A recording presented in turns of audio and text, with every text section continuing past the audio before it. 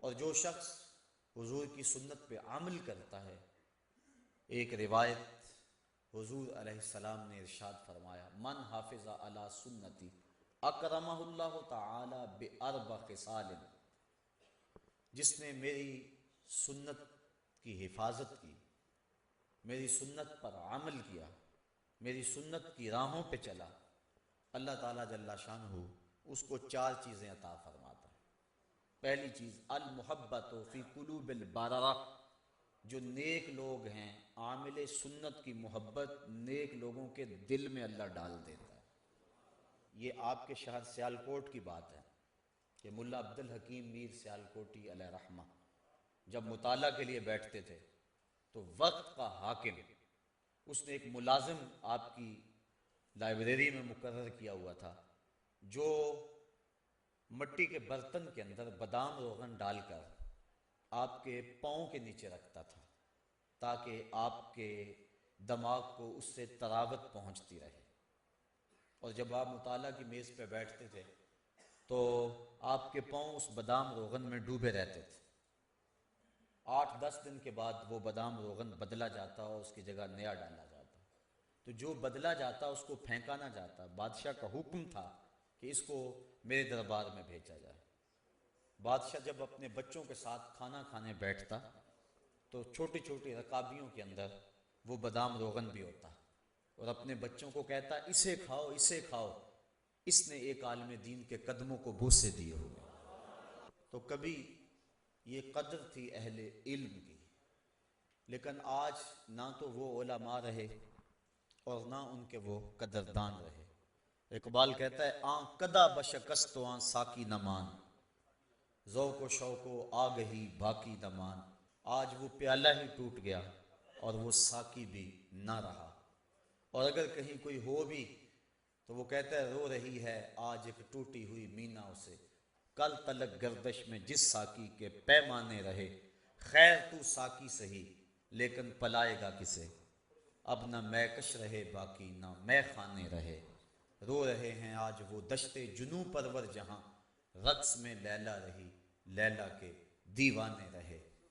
لیکن اس گئے گزرے دور میں بھی جب کہ اہل حق کی قدر میں زبردستی کمی واقع ہوئی ہے، یہ بات آج بھی موجود ہے کہ جو عامل ہو، شریعت اسلامیہ کے ساتھ مخلص ہو، تو اس دور کے اندر بھی اسے عزت کی نظروں سے دیکھا جاتا ہے، اور یہ عمل بالسنہ کا نتیجہ ہے۔ اکرمہ اللہ تعالی باربع خصال المحبت فی قلوب البررہ، پہلی بات یہ ہے اس کے لیے نیک لوگوں کے دل میں محبت کے جذبات پیدا ہو جاتے ہیں۔ دوسری بات والہیبۃ فی قلوب الفجرہ، اور جو برے لوگ ہیں ان کے دلوں میں اس شخص کا رعب پیدا ہو جاتا ہے۔ اس نے کوئی اسلحہ تو نہیں اٹھایا ہوا، لیکن عمل بالسنہ کی برکت سے اس کو یہ دولت نصیب ہوتی ہے کہ برے لوگ اس سے خائف ہو جاتے ہیں، نیک لوگ اس سے محبت کرتے ہیں، برے لوگ اس سے خائف ہو جاتے ہیں۔ اور تیسرا وسعت فی الرزق، اللہ اسے رزق کے اندر برکتیں عطا فرما دیتا ہے۔ اور چوتھی چیز وسعت فی الدین، اللہ اسے دین میں پختگی عطا فرما دیتا ہے۔ دین میں پختگی مل جانا یہ بہت بڑی دولت ہے، ورنہ انسان آزمائش کے موقع پہ دین چھوڑ بیٹھتا ہے۔ آج کل جو دور ہے، آج تو لوگ چائے کی پیالی پہ دین بیچ دیتے ہیں، لیکن جو عامل سنت ہوگا اس کو جو 4 خصلتیں اور خوبیاں اللہ عطا فرماتا ہے، ان میں سے ایک خوبی یہ ہے اس شخص کو دین کے اندر ثقافت اور مضبوطی نصیب ہو جاتی ہے۔ اس لیے اللہ تعالیٰ مجھے آپ کو توفیق عطا فرمائے، کہیں حضور کی سنت کا کوئی عامل ملے تو اس کی قربت اختیار کرنی چاہیے۔ ویسے بھی امام خبیری نے ایک روایت نقل کی ہے، سیاتی زمان علی امتی یفرون من العلماء والفقہاء فیبتلیہم بثلاث، فرمایا میری امت پہ ایک ایسا وقت بھی آئے گا لوگ علماء و فقہاء کی صحبت سے دور بھاگیں گے، ان لوگوں کی مجلسیں اجڑ جائیں گی، اہل علم کے حلقے ویران ہو جائیں گے۔ ایک وقت آئے گا پھر کیا ہوگا؟ اللہ ان لوگوں پہ 3 طرح کے عذاب مسلط فرمائے گا۔ یرفع البرکۃ من کسبہم، پہلا عذاب یہ ہے ان کے رزق سے برکت اٹھا لی جائے گی، یعنی رزق کی کمی نہیں ہوگی لیکن برکت نہیں ہوگی۔ اور دوسرا، ظالم حکمران ان پر مسلط کر دیے جائیں گے۔ یہ قوم ہماری بڑی خوش ہوئی تھی کہ ایک ظالم سے جان چھوٹی، لیکن مستقبل میں مجھے تو کوئی توقع نہیں، بلکہ میں نے کہیں کہا تھا کہ ہم نے پھولوں کی آرزو کی تھی، آنکھوں میں موتیا اتر آیا۔ تو حالات کبھی بہتر نہیں ہوں گے اس طرح، جب تک ہم خود صحیح نہیں ہوں گے اتنی دیر تک حالات ٹھیک نہیں ہو سکتے ہیں۔ اللہ کی رحمت کی چھتری بن کے حکمران ہمارے اوپر نہیں آ سکتے جب تک ہم اپنے عمل زندگی کو نہ بدلیں۔ کسی نے حجاج بن یوسف کو کہا کہ تو نے حضرت عمر فاروق کا دور خلافت دیکھا ہے، تو ان جیسا عادل حکمران کیوں نہیں بن جاتا؟ تو اس نے جواباً کہا تبازروا اتعمر لکم، تم ابو ذر کیوں نہیں بنتے؟ تم ابو ذر جیسے عوام بن جاؤ، میں عمر جیسا حکمران بن جاتا۔ تو جس طرح کے لوگ ہوں گے ان کے اوپر حکومت کرنے والے بھی اسی طرح کے لوگ آئیں گے۔ یہ ہمارے اعمال بد کی سزا ہوتی ہیں، بلکہ اللہ تعالیٰ قرآن مجید میں ایک موقع پہ ارشاد فرماتا ہے اگر تم اس کے حکموں کو توڑو گے تو تمہارے اوپر اور نیچے سے عذاب آئے گا۔ اوپر کا عذاب کیا ہے؟ نیچے کا عذاب کیا ہے؟ اوپر کا عذاب بارشیں، آسمان سے پتھروں کا برسنا، طرح طرح کے عذاب ہیں، آندھیاں اوپر کا عذاب ہے۔ نیچے کا عذاب زلزلے ہیں، اور زمین کا جو ہے وہ فصل نہ دینا، یہ نیچے کا عذاب ہے۔ لیکن حضرت عبداللہ ابن عباس رضی اللہ تعالیٰ عنہ فرماتے ہیں کہ اوپر کا عذاب یہ ہے کہ تمہارے حکمران ظالم ہو جائیں گے، اور نیچے کا عذاب یہ ہے کہ تمہاری اولادیں اور تمہارے ماتحت، تمہارے ملازمین خائن ہو جائیں گے، نافرمان ہو جائیں گے، گستاخ ہو جائیں گے۔ تو یہ نیچے کا عذاب ہے۔ تو اوپر سے بھی عذاب، نیچے سے بھی عذاب۔ سارے دن کا تھکا ہوا بندہ شام کو گھر پہنچا تو گھر میں نو ساس کا جھگڑا جاری تھا۔ اب اگر بیوی کو کچھ کہے تو گھر اجڑتا ہے، اور ماں کو کچھ کہے تو دونوں جہاں اجڑتے ہیں۔ بندہ پھنس گیا، نہ وہ بات سمجھتی ہے نہ وہ بات سمجھتی ہے۔ تو یہ ہے اوپر سے بھی عذاب اور نیچے سے بھی عذاب۔ اللہ تعالیٰ ان عذابوں سے ہمیں محفوظ فرمائے۔ تو کہا دوسرا عذاب کہ ظالم حکمران ان پہ مسلط کر دیے جاتے ہیں۔ اور تیسرا عذاب وَيَخْرُجُونَ مِنَ الدُّنْيَا بِغَيْرِ الْإِيمَانِ، ان کا دنیا سے بغیر ایمان کے اٹھ جانے کا اندیشہ غالب ہو جائے گا۔ اور قرب قیامت کی نشانیوں میں سے حضور نے یہ ایک نشانی بیان فرمائی، یصبح مومنا ویمسی کافرا، بندہ صبح مومن ہوگا شام کو کافر ہوگا، شام کو مومن ہوگا اور صبح کو کافر ہوگا۔ اور ایمان محفوظ رکھنا اتنا مشکل ہو جائے گا جس طرح ہتھیلی کے اوپر آگ کا انگیارہ رکھنا مشکل ہو جاتا ہے۔ بندہ کہے گا جی کیا کروں، میں مجبور ہو گیا ہوں، اس کے بغیر چارہ کار ہی نہیں ہے، دین پہ عمل بڑا اوکھا ہو گیا جی، چلا ہی نہیں جا سکتا، جھوٹ کے بغیر کاروبار ہی نہیں چلتا۔ وہ طرح طرح کے بہانے بنائے گا اور حالات ایسے ہو جائیں گے۔ یہ اس کی بدعمالیوں کی سزا ہے جو اس کو ملے گی، اور اس کے لیے دنیا کے حالات اور معاشرتی نظم ایسا بن جائے گا کہ وہ بچنا چاہے گا بھی تو بچ نہیں سکے گا۔ کوئی اپنی اولاد کی وجہ سے جہنم کا شکار ہوگا، کوئی شخص اپنے ملازمین کی طرف سے، کوئی اپنے کاروبار کی وجہ سے، بلکہ ایک روایت میں آتا ہے ایک عورت 4 مردوں کو جہنم میں لے جائے گی۔ عرض کیا حضور وہ کیسے؟ فرمایا ایک عورت کو جہنم کا حکم ہوگا، وہ عرض کرے گی مالک میرے باپ کو بلایا جائے، بلایا جائے گا، یا اللہ یہ میرا باپ اور میں اس کی بیٹی، میری تربیت کا جوہر تو اس کے ہاتھ تھا، آج جن گناہوں کے سبب سے میں جہنم میں جا رہی ہوں تو اس کا ذمہ دار یہ ہے، اس نے میری دینی خطوط پہ تربیت نہیں کی۔ اب وہ باپ جس نے اپنی بیٹی کی ہر فرمائش پوری کی لیکن دین نہیں دیا، وہ قیامت کے دن رب کے سامنے کیا جواب دے گا؟ اللہ تعالیٰ فرمائے گا اسے بھی پکڑو، اس کے باپ کو بھی پکڑو اور دونوں کو جہنم میں لے جاؤ۔ عرض کرے گی نہیں مالک میرے بھائی کو بلایا جائے، بھائی کو بلایا جائے گا، یہ میرا بھائی اور میں اس کی بہن، میں اس کی غیرت تھی، میں جب بے پردہ گھر سے اپنے لبوں پر حیا کی لالی سجا کر سڑکوں پہ آتی تھی، اس کے غیرت کا جنازہ نہیں نکلتا تھا، اس نے کبھی مجھے روکا تھا، اس نے کبھی مجھے منع کیا تھا؟ اگر اس کی غیرت جاگتی، اس میں احساس موجود ہوتا تو میں اتنی آوارہ نہ ہوتی کہ آج مجھے جہنم میں اس کی سزا بھگتنا پڑتی۔ اب وہ بھائی کیسے جواب دے گا جس کو خود چوکوں اور موڑوں پہ کھڑا ہونے کا چسکا ہے، اور وہ کالج کے دروازوں پہ کھڑے ہو کر کے اپنی نظروں کو تسکین دیتا ہے اور سمجھتا ہے کہ میری بہن دوسروں کی نظروں سے محفوظ ہے، کل قیامت کے دن وہ بھی جواب نہیں دے سکے گا۔ اللہ تعالیٰ فرمائے گا اسے بھی پکڑو، اس کے باپ کو بھی پکڑو، بھائی کو بھی پکڑو، جہنم میں لے جاؤ۔ عرض کرے گی نہیں مالک، میرے خامد کو بلایا جائے گا، یہ میرا خامد، اس کی اطاعت میرے اوپر لازم تھی۔ طلاق کی دھمکی ایک ایسی بات اس کے پاس تھی کہ مجھے جو چاہتا منوا لیتا، مجھے اپنے انداز میں ڈھال لیتا۔ ماں باپ کے گھر میں میری جیسی بھی زندگی گزر گئی تھی، لیکن جب میں اس کے ہاں آئی تھی تو یہ اپنا رنگ مجھے دے دیتا۔ اب وہ خامد کیا جواب دے گا جو خود عورت کی باہوں میں باہیں ڈال کر پارکوں میں گھومتا ہے اور دوستوں کو چائے پہ بلوا کے اپنی بیوی کو بے پردہ سامنے بٹھوا کے کہتا ہے بتاؤ بھابھی کیسی ہے، جو اپنے دوستوں سے اپنی بیوی کے حسن کی داد مانگتا ہے، کل قیامت کے دن وہ بے غیرت خامد کیا جواب دے گا؟ اللہ تعالیٰ فرمائے گا اسے بھی پکڑو، اس کے باپ کو بھی پکڑو، خامد اور بھائی کو بھی پکڑو اور جہنم میں لے جاؤ۔ عرض کرے گی نہیں مالک، میرے بیٹے کو بھی بلایا جائے، بیٹے کو بلایا جائے گا، یہ میرا بیٹا اور میں اس کی ماں، میرے سینے میں تو نے تڑپتی ہوئی ممتا رکھ دی تھی، اس کے چہرے کی اداسی میری زندگی میں اجاڑ ڈال دیتی، میری زندگی کا سارا حسن اس کے چہرے کی خوشی سے وابستہ تھا۔ اب یہ اگر مجھے کہتا کہ امی میں کھانا نہیں کھاؤں گا، تو نماز نہیں پڑھتی ہے، تو گھر سے بے پردہ نکلتی ہے، تو کیا میں اپنے اس بچے کی رضا کے لیے اپنے مزاج کو نہ بدلتی؟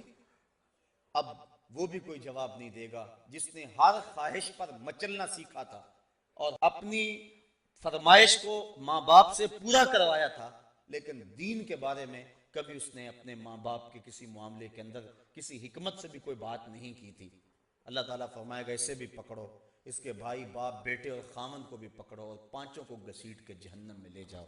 فرمایا اس طرح ایک عورت 4 مردوں کو جہنم میں لے جائے گی۔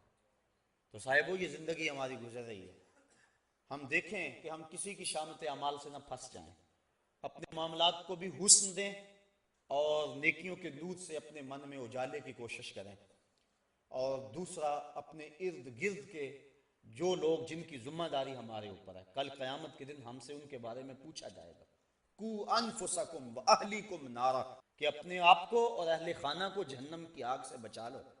کل کوئی عذر مسموع نہیں ہوگا، نہ ادھر ادھر کی بات کر، مجھے یہ بتا قافلہ کیوں لٹا، مجھے رہزنوں سے غرض نہیں، تیری رہبری کا سوال ہے۔ تو سربراہ تھا خاندان کا، تھا خاندان کیوں لٹ گیا؟ اس کے مزاج میں لادینیت کیسے آ گئی، آوارگی کیسے آ گئی؟ تو ان کا سربراہ تھا، تو قیامت کے دن سربراہ سے سوال کیا جائے گا۔ اللہ تعالیٰ جل شانہ ہمیں ایسے اعمال کرنے کی توفیق دے کہ کل قیامت کے دن ہم سرخرو ہو جائیں۔ اب حضور علیہ السلام کی سنت یہ ایک ایسا نور ہے جس کو اپنانے سے بندہ اللہ کی رحمتوں کا حقدار بنتا ہے۔ اس کی ایک سادی سی مثال میں آپ کے سامنے رکھنا چاہوں گا۔ حج و زیارت کے لیے حرمین طیبین میں حاضری کا شرف نصیب ہوا ہوگا، بڑا خوبصورت منظر وہاں ہوتا ہے، صفا اور مروہ کا، ہر حاجی اور ہر معتمر وہاں دوڑتا ہے، دوڑ لگی ہوئی ہے، بچے بھی دوڑ رہے ہیں، بوڑھے بھی دوڑ رہے ہیں، جوان بھی دوڑ رہے ہیں، اور جس سے دوڑا نہیں جاتا اس نے اپنے آپ کو ریڑھی میں ڈلوایا ہوا ہے اور وہ بھی دوڑ رہا ہے۔ یا اللہ، یہ دوڑنا بھی کوئی عبادت ہے؟ اسلام تو ایک لمحہ بھی بے مقصد گزارنے سے میں روکتا ہے، یہ اسلام کا حسن ہے۔ حضرت ابو بکر بن داسا کہتے ہیں کہ حضرت امام ابو داؤد نے اللہ کے رسول علیہ السلام کی 5 لاکھ حدیثوں کو جمع کیا، اور ان 5 لاکھ حدیثوں میں 4000 حدیثوں کا انتخاب کیا۔ 5 لاکھ حدیثوں کا خلاصہ جو تیار کیا وہ 4000 حدیثیں تھیں، ان میں سے مناقب اور زہد کی احادیث نکال کر جن سے احکام ثابت کیے وہ صرف 800 حدیثیں تھیں، اور فرمایا میں ان 800 حدیثوں میں سے پھر 4 حدیثوں کا انتخاب کیا، کہا اگر ان 4 حدیثوں پہ عمل کر لو تو تمہاری دنیا اور تمہارے دین کے لیے یہ 4 حدیثیں ہی کافی ہیں۔ ان 4 حدیثوں میں سے ایک حدیث یہ ہے، من حسن اسلام المرء ترکہ ما لا یعنی ہے، آدمی کے اسلام کا حسن یہ ہے کہ وہ ہر بے مقصد کام کو چھوڑ دے۔ تو یہ اسلام کا مزاج ہے۔ قدم اٹھانے سے قبل مومن سوچتا ہے اس کا فائدہ کیا ہوگا۔ اب 3.5 میل کی دوڑ ہے اور وہاں حاجی اور معتمر دوڑ رہا ہے، دل میں خیال پیدا ہوتا ہے کہ یہ مقصد کیا ہے۔ حضرت ہاجرہ تو دوڑ رہی تھی، پانی کے لیے دوڑ رہی تھی، بیٹے کو پانی چاہیے تھا تو بیٹا تڑپ رہا تھا۔ حاجی کی تو بغل میں پانی کی بوتل ہوتی ہے، وہ پانی کے لیے تو نہیں دوڑ رہا ہوتا۔ امیر بھی دوڑ رہے ہیں، غریب بھی دوڑ رہے ہیں، بچے بھی دوڑ رہے ہیں، بوڑھے بھی دوڑ رہے ہیں، بعض ساری فیملیاں گئی ہوتی، چھوٹے چھوٹے بچے بھی دوڑ لگا رہے ہوتے ہیں۔ کیا وہ منظر ہوتا ہے، بادشاہ بھی دوڑ رہے ہیں، کج کلا بھی دوڑ رہے ہیں، غریب بھی دوڑ رہے ہیں، امیر بھی دوڑ رہے ہیں، اور ان راہوں پہ نبی بھی دوڑے ہیں، ولی بھی دوڑے ہیں، غوث اور کتب اور ابدال بھی دوڑے ہیں، خود امام الانبیاء بھی دوڑے ہیں۔ یا اللہ، یہ دوڑنا بھی کوئی عبادت ہے؟ یہ دوڑ ہی لگی، یہ سروں کا سمندر نظر آ رہا ہے، کوئی ادھر جا رہا ہے، کوئی ادھر آ رہا ہے، پانی کی بوتلیں بغل میں رکھی ہوئی ہیں، پانی بھی نہیں چاہیے، بیٹے بھی ساتھ ہیں، یہ کیوں دوڑ رہے ہیں؟ اللہ نے کہا کہ میری بندی نظاموں پہ دوڑی تھی۔ یہ پروٹوکول ہے، یہ اعزاز ہے، یہ تکریم ہے۔ ذرا منظر تصور میں لائے نا، جب سیدہ ہاجرہ کو حضرت ابراہیم نے چھوڑا، اللہ کا حکم تھا، رات کو چھوڑا، صبح رخصت ہونے لگے، حضرت ہاجرہ آگے بڑھی، تمسکت بعضیالہ، دامن کو تھام لیا، کہا میرے شوہر نامدار، اس وادی بے آب و گیا میں چھوڑ کے کہاں جا رہے ہیں ہمیں؟ ایسی وہ وادی جہاں انسان تو کیا حشرات الارض بھی نہیں پائے جاتے تھے، وہاں انسانی اور حیوانی زندگی کیا، وہاں نباتات بھی نہیں تھے۔ مورخ اسلام حفیظ جلندری اس وادی کا نقشہ کھینچتا ہے، وہ کہتا ہے وہ وادی جس میں وحشت بھی قدم رکھتی تھی ڈر ڈر کے، جہاں پھرتے تھے آوارہ تھپیڑے بادے سر سر کے، جہاں پہ گھاس اگتی ہے، جہاں نہ پھول کھلتے ہیں، مگر یہ سرزمین ہے آسماں بھی جھک کے ملتے ہیں۔ وہ بے آب و گیا وادی، اور تنہا عورت، گود میں بچہ، اور کوئی وہاں پانی کا انتظام بھی نہیں ہے۔ تو دامن پکڑا اپنے شوہر کا، کہا اس تنہائی میں چھوڑ کے کہاں جا رہے ہیں؟ حضرت ابراہیم نے کوئی جواب نہیں دیا، پھر قدم اٹھایا، پھر دامن پکڑ لیا، کہا کیوں چھوڑ کے جا رہے ہو؟ پھر کوئی جواب نہ دیا۔ جب تیسرا قدم اٹھایا تو حضرت ہاجرہ نے خود کہا کیا ہمارے رب کا یہ حکم ہے؟ کالا نعم، کہا ہاں، کہا پھر خیر سے جائیے، اگر اس کا حکم ہے اللہ کی قسم وہ ہمیں ضائع نہیں ہونے دے گا۔ پھر وہاں حضرت ہاجرہ نے دن اور رات گزارے، وہاں دن کو خوف آئے، پہاڑ ایسے محیط جیسے فولاد پگھلا کے ڈال دیا گیا، اور وہاں اشراط الارض بھی نہیں ہے، اور اللہ کی بندی نے حد کر دی، اللہ پر توکل کی۔ آسان کام نہیں تھا، یہاں تو بڑے بڑے پہلوانوں کے پتے پانی ہو جائیں، اور ایک عورت ذات اور محیط پہاڑ اور رات اور دن اور تنہائی اور غربت اور معصوم بچہ، پانی نہ ملا تو ضائع ہو جانے کا ڈر الگ۔ لیکن سیدہ ہاجرہ نے بھی اللہ پر توکل کی حد کر دی، کہا تو نے بھی حد کر دی، لیکن کل قیامت تک جن راہوں پہ تو دوڑی تھی میں بھی نبیوں اور ولیوں کو ان راہوں پہ دوڑاؤں گا۔ تو یہ عبادت قرار پایا، اس بندی کی ادا کو ادا کیا جا رہا ہے۔ کیوں یہاں کیوں سارے دوڑ رہے ہیں؟ اور اللہ کی رحمتیں ان دوڑنے والوں پہ اترتی ہیں جو اس راہ پہ دوڑتے ہیں، اللہ کا کرم ہو جاتا ہے ان کے اوپر، اس کے بعد سر منڈوا کے عمرہ مکمل۔ ان راہوں پہ دوڑ، جن راہوں پہ سیدہ ہاجرہ چلی تھی، ان راہوں پہ چلو تو عمرہ مکمل ہوتا ہے۔ تو یارو، جن راہوں پہ امام الانبیاء چلے تھے، اگر کوئی اس طریقہ مسلوکہ پہ چلتا ہے تو اللہ اس پہ اپنی کتنی کرم نوازیاں فرماتا ہوگا۔ اور ہم صحابہ کو دیکھتے ہیں، انہوں نے ساری زندگی اتباع سنت میں گزار دی۔ حضرت انس بن مالک رضی اللہ تعالیٰ عنہ کو کسی نے دیکھا کہ شوربے سے کدو شریف کے ٹکڑے نکال نکال کے کھا رہے ہیں۔ کسی نے پوچھا یہ کیا کر رہے ہو؟ کہا مجھے نہیں پتا، ایک دن میں نے حضور کو یوں کرتے دیکھا تھا۔ یعنی یہاں تک اتباع سنت ہے، انسان اپنے مزاج کو نہیں بدل سکتا۔ میرے آپ سے محبت کا رشتہ بڑا گہرا ہو سکتا ہے، لیکن آپ کا مزاج اپنا، میرا مزاج اپنا، گھر کے افراد خانہ کا مزاج مختلف ہوتا ہے۔ بعض اوقات بڑی اماں کو مسئلہ بن جاتا ہے کہ آج پکائیں کیا، ایک بچہ یہ کھاتا ہے، دوسرا یہ نہیں کھاتا ہے، یہ چیز فلاں نہیں کھائے گا، یہ چیز فلاں نہیں کھائے گا۔ تو گھر کے افراد محبت بھی بڑی گہری، لیکن آپس میں انسان کی جو طبیعت ہے اس میں ہم آہنگی نہیں ہوتی ہے۔ لیکن صحابہ پہ قربان جائیں، انہوں نے اپنے مزاج کو بھی حضور کے مزاج میں ڈھال دیا۔ کہا میں اس لیے کدو کھا رہا ہوں کہ یہ حضور کو پسند تھا۔ اللہ اکبر۔ اور حضرت امام مالک نے فتویٰ دیا، فرمایا جو کہتا نا مجھے کدو شریف پسند نہیں ہے اسے کوڑے مارے جائیں، اس لیے کہ اس کو تو میرے آقا نے پسند کیا ہوا ہے۔ اللہ اکبر۔ تو یہ ہے حضور کی سنت کے اتباع کا جذبہ۔ حالانکہ یہ کدو شریف کو اختیار کرنا یہ سنن زوائد میں سے ہے۔ اگر کوئی شخص اس کی طبیعت نہیں بھی راغب، یہ نہ کہے کہ میں نہیں پسند کرتا، یہ نہ کہے۔ امام مالک کہتے ہیں اس کو کوڑے مارے جائیں۔ لیکن اگر فرض کرو کوئی نہیں کھاتا، کئی قسم کے کھانے پڑے ہوئے ہیں اس کے سامنے، کدو شریف بھی موجود ہے، وہ نہیں کھاتا، نفی بھی نہیں کرتا، نہیں بھی کھاتا، شریعت اس پہ کوئی قدغن نہیں لگاتی۔ کیوں؟ اس لیے کہ یہ سنن ہدا سے نہیں ہے، یہ سنن زوائد سے ہے۔ لیکن صحابہ نے سنن زوائد کا بھی التزام رکھا، تو سنن ہدا کا عالم کیا ہوگا؟ اور آج جس معاشرے میں ہم جی رہے ہیں، یہاں سنت کی تو پرواہ نہیں کی جاتی، سنت کیا فرضوں کی پرواہ نہیں کی جاتی۔ کیسا ماحول اور کیسے حالات آ گئے، اور ہمارے اوپر جو طرح طرح کی نحوستیں اور عذاب نازل ہو رہے ہیں، اس کی ایک اہم وجہ یہ ہے اور لازمی یہ وجہ ہے کہ ہم نے حضور کی سنت سے رخ پھیر لیا ہوا ہے، اور حضور علیہ السلام کی سنت سے منہ پھیرنا یقیناً اللہ کے محبوب کی ناراضگی کا باعث ہے۔ امام قرطبی نے ایک روایت نقل کی ہے، آ جا کے سہارا تو یہ ہے نا کہ حضور شفاعت کریں گے، لیکن حضور فرماتے ہیں جس نے میری سنت سے منہ موڑا کل قیامت کے دن میں اس کی شفاعت نہیں کروں گا۔ یہی تو ایک سہارا ہے، اور اگر حضور نے بھی شفاعت نہ کی تو بتاؤ کہ ہمارا آسرا کیا رہ جائے گا۔ تو صاحبو، سنت پر عمل یہ ایک مومن کا شعار ہے اور مومن کا مزاج ہے، اور آقا کریم علیہ السلام نے اپنی سنتوں کے احیاء پر کتنا پیارا وعدہ دیا کہ جو فساد امت کے دور میں میری ایک سنت کو زندہ کرے گا، اللہ اسے 100 شہیدوں کا ثواب عطا فرمائے۔ ایک شہید کا درجہ تھوڑا نہیں ہے، اس کے خون کا قطرہ زمین پر گرنے سے قبل اس کے سارے گناہ معاف کر دیے جاتے ہیں۔ اس نے اپنی جان جیسی متاع عزیز وار دی ہوتی ہے، لیکن جو سنت پہ حامل ہوگا تو اس کو 100 شہیدوں کا ثواب ملے گا، اس لیے کہ سنت پہ عمل کرنا فساد امت کے دور میں انتہائی مشکل ہے۔ نفس روکتا ہے، معاشرہ روکتا ہے، گھر والے روکتے ہیں۔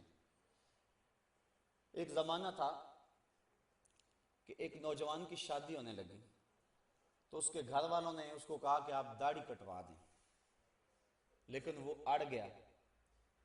اس کے گھر والے میرے تک پہنچے کہ یہ آپ کے درس وغیرہ سنتا ہے، تو آپ جو ہے وہ اسے سمجھائیں کہ یہ داڑھی منڈوا دے۔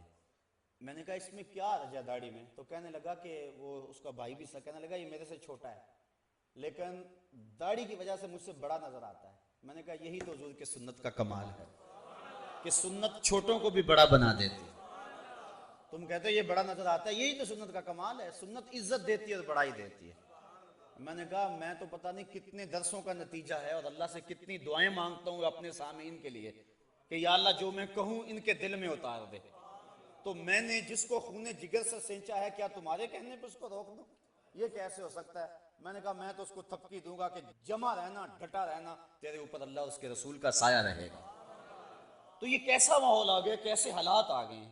لوگ کہتے ہیں کسی کو مسیتڑ کا تانا، وہ فلاں تو مسیتڑ ہو گیا، کسی کو کچھ کہہ دیا، کسی کو کچھ کہہ دیا۔ تو بعض بات ایسا ہوتا ہے کہ کوئی شخص جس نے سنت رسول چہرے پہ رکھی ہے اس سے کوئی ناسزا کام سرزد ہو جاتا ہے، تو ہمارے معاشرے میں جھٹ جو ہے وہ اس کے اوپر حملہ ہوتا ہے۔ وہ جا رہا تھا نا وہ بندہ سائیکل پہ، تو لمبی لمبی اس کی داڑھی تھی تو وہ بریک نہ لگی تو وہ کسی میں سائیکل لگ گیا۔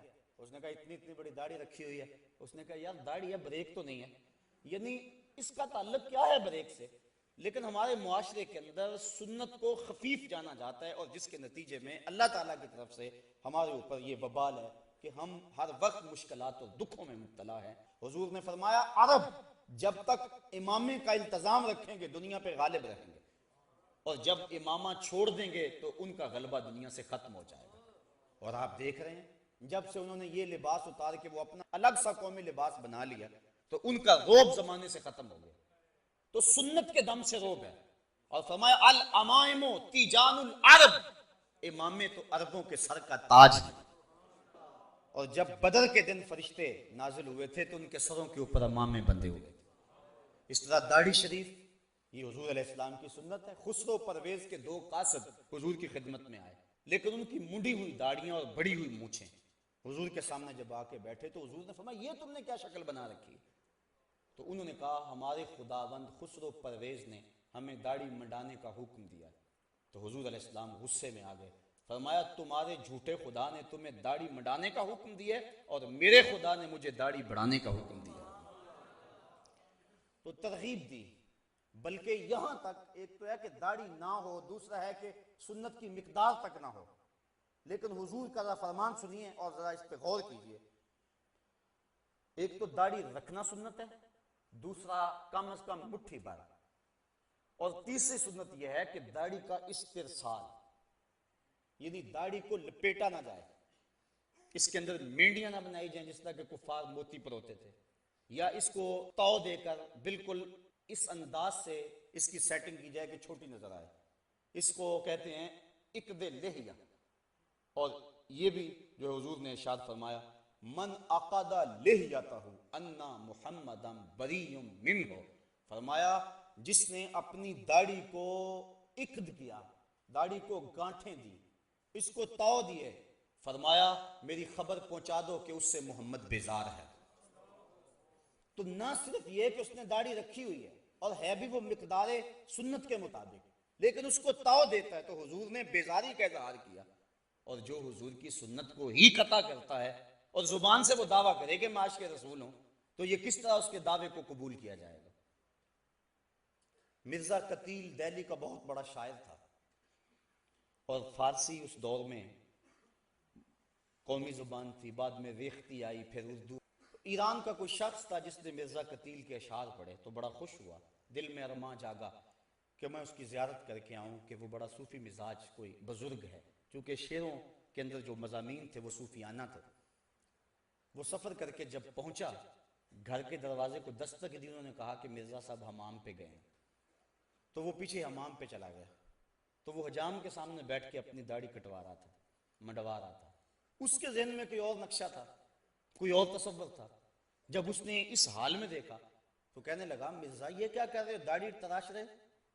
تو وہ شاعر تھا، اس نے کہا کہ میں داڑھی تراش رہا ہوں، اپنا ہی منہ چھیل رہا ہوں، کسی کا دل تو نہیں تراش رہا. تو اس نے کہا کہ یہ تو سمجھتا ہے میں کسی کا دل نہیں تراش رہا، یہ تو حضور کا دل تراش رہا ہے، یہ تو حضور کو تکلیف پہنچا رہا ہے. بس بعض کا کوئی ایک جملہ بھی ایسا ہوتا ہے کہ وہ دل پہ اتر جاتا ہے، تو فوراً وہ چیخ مار کے بے ہوش ہو گیا اور گر پڑا. اور جب ہوش آئی تو مرزا قتیل نے کہا تعال اللہ چشمم باز کر دی، مرابا جانے جاں ہم راز کر دی، تو نے تو میری آنکھ کھول دی اور مجھے یار کی چوکھٹ تک پہنچا. تو سنت کا اتباع، اور یہ صرف داڑھی میں ہی نہیں ہے، صرف امامے بھی نہیں، یہ لباس کی سنت ہے. اس کے علاوہ حضور کا جو عمل زندگی ہے، ساری زندگی حضور علیہ السلام نے کسی کو تکلیف نہیں پہنچائی، دکھ نہیں دیا کسی کو. غریبوں، بیواؤں اور یتیموں کی مدد کرتے تھے، اور بوڑھی عورتوں کا سامان اٹھا کر کے حضور جہاں وہ کہتی وہاں اتار آیا کرتے تھے، وہاں رکھ آیا کرتے تھے. یہ سارے حضور کے طریقے ہیں، اور ان طریقوں کو اپنانے والا حضور کا محبوب ہوتا ہے. حضرت مجدد الفسانی علیہ رحمہ فرماتے ہیں کہ حضور کی سنت کے اتباع سے بڑھ کر خدا تک پہنچانے والا کوئی اور وظیفہ نہیں ہے. سب سے بڑا وظیفہ جو اللہ تعالیٰ تک پہنچاتا ہے بندے کو، وہ حضور کی سنت کا اتباع ہے. اس لیے حضرت خواجہ بزرگ شاہ نقشبند بخاری علیہ رحمہ آپ فرماتے ہیں کہ ہمارا کام سنت کا احیاء کرنا ہے اور شریعت کو رواج دینا ہے. ہم دنیا کے اوپر پیری مریدی کے لیے نہیں آئے ہیں، ہم تو اللہ اور اس کے محبوب علیہ السلام کے نظام کو رائج کرنے اور حضور کی سنت کو عام کرنے کے لیے آئے ہیں. تو حضور کی سنت کا اتباع ہر معاملے میں اور ہر حال میں یہ ہمارے اوپر ایک تو لازم ہے. دوسری بات، بدعت. بدعت کیا ہے؟ ایسا وہ طریقہ جس کی مثال حضور کے دور میں نہ پائی جائے، اس کو بدعت کہتے ہیں. حضرت مجدد الفسانی علیہ رحمہ آپ فرماتے ہیں بدعت وہ ہے جس سے رفع سنت ہو، یعنی سنت کی جگہ پر رکھیں اور سنت اس سے اٹھ جائے تو وہ بدعت ہوگی. جس طرح داڑھی منڈوانا ہے تو سنت کو قطع کر کے اس کی جگہ یہ چیز آئی، تو جو رافع سنت ہوگی اس کو بدعت کہیں گے۔ اس باب کے اندر بھی بہت ساری غلط فہمیاں ہیں جو لوگوں کے دل و دماغ اور ذہنوں میں موجود ہیں۔ وہ کہتے ہیں کہ جو بھی کام کرو اس کو بدعت قرار دے دیتے ہیں، جبکہ ایسا نہیں ہے۔ بدعت اس کو کہتے ہیں کہ جس کی سابقہ مثال حضور کے دور میں نہ ہو۔ ایک چیز حضور کے دور میں ہے ہی نہیں، بعد میں آئی ہے، اگر وہ شریعت سے ٹکراتی ہے تو بدعت ہے، سنت کی رافع ہے تو بدعت ہے، لیکن اگر رافع سنت نہیں ہے تو بدعت نہیں ہے۔ مثال کے طور پہ موجودہ دور میں ایٹم بم ہے، یہ اس وقت پاکستان کے پاس سرمایہ ہے اور اس کو اسلامی بم کہا جاتا ہے، تیغ و تبر اور تلواریں یہ اس کی مثال بنیں گی۔ اس دور میں اونٹوں پر اور گھوڑوں پہ سفر ہوتا تھا، اب ہم گاڑیوں پہ سفر کرتے ہیں، تو یہ خلاف سنت نہیں ہوگا۔ اس کی مثال سواری کی صورت میں وہاں موجود ہے۔ تو بدعت اسے کہیں گے کہ جس کی دور رسالت مآب یا دور خلفائے راشدین کے اندر کوئی مثال موجود نہ ہو، اور اگر کوئی مثال موجود ہے اس دور کے اندر اور کوئی کام بعد میں رائج کیا گیا تو وہ شریعت کے ضابطے سے ٹکراتا نہیں ہے، تو اس کو بدعت نہیں کہیں گے، بلکہ حضرت امام ربانی شیخ مجدد الفسانی کے قول کے مطابق وہ سنت ہی ہوگی۔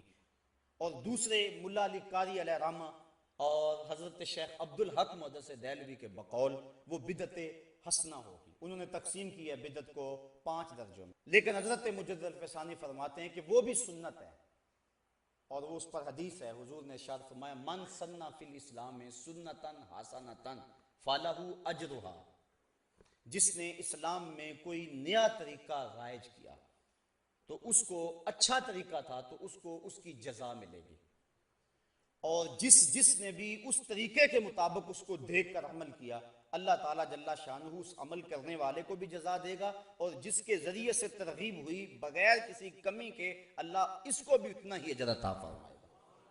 اور آگے فرمایا من سن فی الاسلام میں سنتن سیئاتن فعلیہ وزرھا، تو جس نے اسلام کے اندر کوئی غلط طریقہ رائج کیا تو اس کے اوپر اس کی سزا ہے۔ تو بدعت ہر وہ عمل ہے جس سے سنت کا رفع ہو جائے، سنت اٹھ جائے، اس کو بدعت کہتے ہیں۔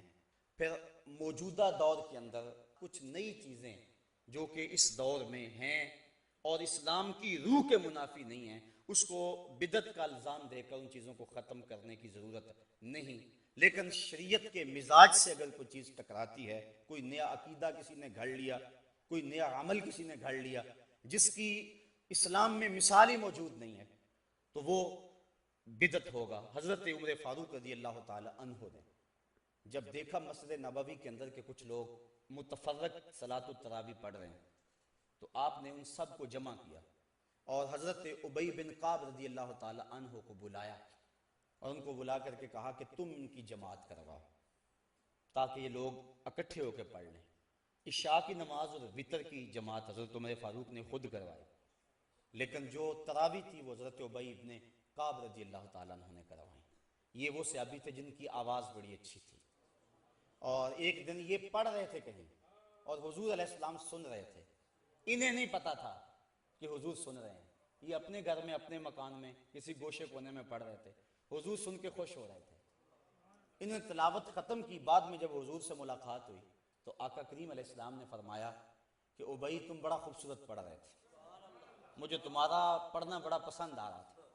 تو حضرت ابی کا جواب سنیے، حضرت ابی کہنے لگے حضور اگر مجھے پتا ہوتا کہ آپ سن رہے ہیں تو میں اور سوار سوار کے پڑھتا۔ اب یہاں حاشیہ لگایا ہے اعلیٰ حضرت نے، ذرا اس پہ توجہ چاہوں گا۔ اعلیٰ حضرت فرماتے ہیں کہ کسی کے دکھانے کے لیے پڑھنا تلاوت کرنا ریاکاری ہے کہ نہیں؟ کسی کو دکھانے کے لیے، میں اگر اس لیے تقریر کروں کہ آپ کہیں کہ واہ واہ کمال ہو گئی ہے، اس لیے میں نقطے بیان کروں آپ کہیں حد ہو گئی ہے، تو یہ میرا سب کچھ جو ہے وہ ریاکاری ہوگا، کوئی مجھے ثواب نہیں ہوگا۔ اگر میرا مقصد ہے کہ آپ تک کوئی پیغام حق پہنچانا ہے، اللہ کا دین پہنچانا ہے، میں تمہارے تک کوئی بات پہنچانی ہے، اس جذبے کے ساتھ بات کروں تو یہ میرا دین ہے۔ لیکن اگر مجھے ہو کہ اس بات پہ لوگ سبحان اللہ زیادہ کہیں گے، اس پہ زیادہ خوش ہوں گے، یہ بات بڑی اچھی ہے، اور میں اس انداز کے ساتھ اپنی گفتگو کو مرتب کروں تو یہ دینداری نہیں ہوگی، دنیا داری ہوگی۔ میرا مقصود یہ ہونا چاہیے، بلکہ حضرت شیخ شہاب الدین سہروردی علیہ رحمہ عوارف المعارف کے اندر لکھتے ہیں کہ جو بیان کرنے والا ہے اس کی زبان لوگوں سے محو گفتگو ہو، لیکن اس کا دل اپنے رب کے ہاں کشکول کی صورت میں پھیلا ہوا ہو اور عرض کرے مالک لفظ میرے ہیں، تاثیر تو بھر دے، اور اللہ سے لمحہ لمحہ توفیق مانگے۔ تو حضرت شیخ شہاب کہتے ہیں پھر ہو ہی نہیں سکتا کہ بات سننے والوں کے دلوں تک ترازو نہ ہو، یہ دعا ساتھ مانگتا رہے۔ تو کسی کے دکھلاوے کے لیے قرآن پڑھنا، نعت پڑھنا وغیرہ سب کچھ یہ ریاکاری کہلاتی ہے۔ تو حضرت ابی بن کعب کہتے ہیں کہ مجھے پتا ہوتا کہ آپ سن رہے ہیں میں اور سنبھالتا۔ تو اعلیٰ حضرت فرماتے ہیں کہ پھر یہ ریاکاری ہونی چاہیے، فرمایا ریاکاری نہیں ہے، اس لیے کسی اور کے دکھلاوے کے لیے ریاکاری ہے، لیکن حضور کے دکھلاوے کے لیے کیا جائے تو وہ ریاکاری نہیں ہے، چونکہ حضور کی رضا حاصل کرنا اللہ کی رضا حاصل کرنا۔ اللہ اکبر۔ تو حضرت ابی بن کعب چونکہ بہت اچھا پڑھتے تھے، تو حضرت سیدنا عمر فاروق رضی اللہ تعالیٰ نے ان کو کہا کہ تم نماز پڑھاؤ۔ اس طرح انہوں نے نماز پڑھائی، کافی لوگ اکٹھے ہو گئے، جو متفرق پڑھتے تھے جو ہے وہ بھی اکٹھے جماعت بن گئے۔ تو حضرت عمر فاروق نے جب دیکھا تو بڑے خوش ہوئے اور خوش ہو کے فرمانے لگے نعمت البدعۃ ھذہ، یہ بڑی اچھی بدعت ہے بدعت لیکن ہے بڑی اچھی۔ یہ جو صلاۃ التراویح ہے یہ حضرت عمر فاروق کے دور کی ہے۔ اس طرح عربی میں خطبہ کہا کرتے تھے اور اس کو سننا مسنون ہے، اور اس میں آپ کنکر بھی نہیں ہلا سکتے، اور وہ کیا ہے جو اذان ثانی کے بعد جو ہے وہ خطبہ دیا جاتا ہے جس میں درمیان میں امام بیٹھتا ہے، عربی خطبہ۔ اب جب زمانہ گزرا، اسلام جگہ جگہ پہنچا، عجم کے لوگ جو تھے وہ عربی نہیں جانتے تھے، تو اب خطبہ دین سکھانے کے لیے، لوگوں کو اللہ سے ڈرانے کے لیے، پیغام حق کے ابلاغ کے لیے، تو عربی تو لوگ سمجھتے نہیں ہیں سارے، تو کیا کریں پھر؟ تو علماء نے مل بیٹھ کے یہ سوچا اور اس پہ اجتہاد کیا کہ ایک اذان پہلے دے لیں اور اذان ثانی سے قبل اردو میں یا کوئی جس علاقے کا رہنا والا ہے اس زبان کے اندر وہ ایک الگ خطبہ دے لے، تاکہ اس سے لوگوں کو مسائل دینیاں سمجھائے جائیں، اور جو اصل روح ہے وہ سنت رفع نہ ہو۔ اگر اس کی جگہ آپ تقریر اردو کی لاتے تو پھر یہ بدعت ہوتا، یہ ایسی بدعت سیاح ہوتی جس سے رفع سنت ہوتا، لیکن سنت اپنی جگہ پہ برقرار ہے۔ لیکن یہ اردو خطبہ جو ہے جمعے کے اندر پہلے امام دیتا ہے اذان ثانی سے قبل، یہ حضور کے دور میں نہیں تھا، بعد میں ایجاد کیا گیا، بالخصوص عجم کے علاقوں میں جہاں دین کو سمجھانے کے لیے یہ ایک مؤثر ذریعہ تھا۔ تو اب یہ بالکل بدعت ہے، لیکن اس کو بدعت سیاح نہیں کہیں گے، تمام مسالک کے لوگ ایسا کرتے ہیں، کیونکہ اگر یہ بھی نہ ہو تو لوگوں تک پیغام کیسے پہنچے۔ تو اصل چیز کو اپنی جگہ پہ رکھیں، یہ بات ذہن میں رکھیں، اصل چیز کو اپنی جگہ پہ رکھیں، اور اس کے ساتھ ضرورت کے تحت اگر آپ کوئی چیز شامل کر لیتے ہیں تو وہ بدعت بھی ہوگی، تو وہ بدعت سیاح نہیں ہوگی، بدعت حسنہ ہوگی۔ اب سلطان صلاح الدین ایوبی نے جب حالات پہ قابو پایا تو آپ جانتے ہیں کہ اس دور میں جو خلفاء تھے ان کا حال کیا تھا۔ جب اذان ہوتی تو اذان سے قبل ان کے نام کے قصیدے پڑھے جاتے، تو سلطان صلاح الدین ایوبی نے یہ بات جاری کی اور علماء سے تصدیق لی کہ جب اذان پڑھی جائے تو بادشاہوں کے قصیدے نہ پڑھے جائیں، محمد عربی پہ درود پڑھا جائے۔ اذان اصل اپنی جگہ پہ رہی، جس طرح عربی خطبہ اصل اپنی جگہ پہ رہا اور ساتھ ملحق کر لیا گیا اردو خطبہ، اس طرح اذان اصل اپنی جگہ پہ رہی اور ساتھ ملحق کر لیا گیا درود شریف۔ اب کچھ لوگ کہتے ہیں تم درود شریف کو اذان کا حصہ سمجھتے ہو، یہ بات غلط ہے۔ اگر اذان کے اندر کوئی چیز شامل کی جاتی تو پھر حصہ بنتا، اب یہ اذان سے بالکل الگ ہے، پھر اذان کی ٹون الگ ہے، درود شریف کا جو ہے انداز الگ ہے، اذان میں کھڑا ہونے کی حالت الگ ہے، کانوں کے اندر انگلیاں لیتے ہیں، لیکن اس کی صورتحال جو ہے وہ درود کے اندر مختلف ہے، اور سننے والا سمجھتا اب یہ درود ہو رہا ہے اور اب یہ اذان شروع ہو گئی ہے۔ پھر اذان کا جواب دینا لازم ہے، واجب ہے، درود کا جواب دینا لازم واجب نہیں ہے۔ اور پھر اس کو کبھی چھوڑ بھی دیا جائے تو کوئی نہیں کہتا کہ آج اذان نہیں ہوئی، ہر جمعے میں جو اذان ثانی ہوتی ہے دوسری اذان، اس کے ساتھ درود نہیں پڑھا جاتا، لیکن کبھی کسی نے کہا کہ یہ آپ نے کیسے اذان دی؟ اگر یہ حصہ سمجھا یا مانا یا خیال کیا جاتا تو وہاں اعتراض اٹھ کے لوگ کرتے کہ یہ تم نے کیوں درود ساتھ نہیں پڑھا ہے۔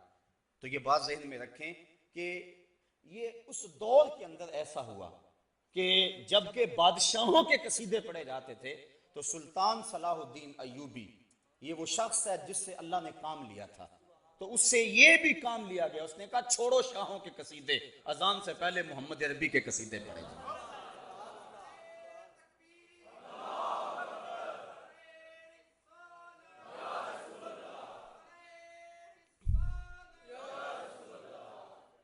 اب یہاں سوال یہ ہے کہ ہم اس کو لازم قرار نہیں دیتے، لیکن اس کے باوجود آج کل تقریباً یہ اذان کے ساتھ لازمی ہی پڑھا جاتا ہے، حصہ نہیں لیکن پھر بھی پڑھا جاتا ہے۔ تو اس کی وجہ یہ ہے کہ اگر کسی شریعت کے کام سے کسی جگہ پہ روکا جائے تو وہاں وہ کام کرنا لازم ہو جاتا ہے۔ اعلیٰ حضرت نے باقاعدہ ایک فتویٰ لکھا ہے قربان البقر کے نام سے، ہندوستان کے اندر یہ اس دور کے لوگوں نے، کچھ حکومت کے زر خرید لوگوں نے یہ فتویٰ دیا کہ چونکہ ہندوستان کے اندر گائے ذبح کریں گے تو تکلیف ہوگی ہندو کو، اس لیے اور باقی جانور بھی تو ہیں وہ ذبح کر لیں، آپ بکری کی قربانی دے لیں، آپ بھینس کی، آپ کسی اور شے کی قربانی دے لیں، دبے کو ذبح کر لیں، لازمی ہے کہ آپ نے گائے ذبح کرنی ہے اور کسی کو تکلیف کیوں پہنچانی ہے؟ تو اعلیٰ حضرت نے اس دور کے اندر قربان البقر کے نام سے ایک رسالہ لکھا جس کے اندر دلائل قاہرہ اور باہرہ سے اس بات کو ثابت کیا کہ اور کسی جگہ پہ کسی اور طرح کی قربانی کا ثواب زیادہ ہوگا، جس کا گوشت زیادہ ہے اس کا ثواب زیادہ، لیکن ہندوستان کے اندر زیادہ ثواب تب ہوگا اگر گائے کو ذبح کیا جائے، چونکہ اسلام کے اس شعار کو مٹانے کی کوشش کی جا رہی ہے، لہٰذا تم رد عمل کے طور پہ اس کو آگے بڑھا دو۔ حضرت امام زین العابدین القول البدیع کے اندر امام سخاوی نے لکھا، انہوں نے کہا جب لوگوں نے پوچھا کہ جب قرب قیامت میں بڑے فتنے ہو جائیں گے تو ہمیں کیسے پتہ چلے گا کہ حق پر کون لوگ ہیں؟ تو آپ نے فرمایا کہ جو حضور کی سنت پر عمل کرنے والے ہوں گے اور جماعت کے ساتھ وابستہ ہوں گے۔ تو انہوں نے کہا اگر بہت سارے لوگ یہ دعویٰ کریں کہ ہم جو ہے وہ سنت اور جماعت سے وابستہ ہیں تو پھر ہمیں کیسے پہچانے کہ ان میں سے حق والا گروہ کون سا ہے؟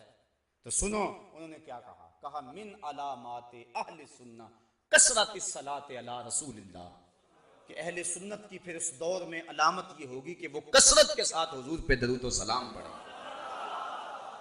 اذان سے پہلے بھی اور جمعے کے بعد بھی، اٹھتے بیٹھتے چلتے پھرتے۔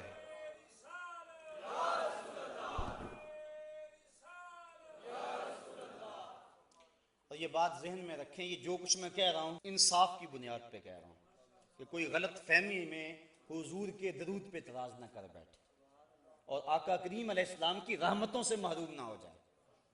باقی جو بدعت ہے ہم ڈٹ کے بدعت کہتے ہیں۔ اعلیٰ حضرت سے کسی نے پوچھا کہ یہ جو طاقوں کے اندر چراغ جلاتے ہیں،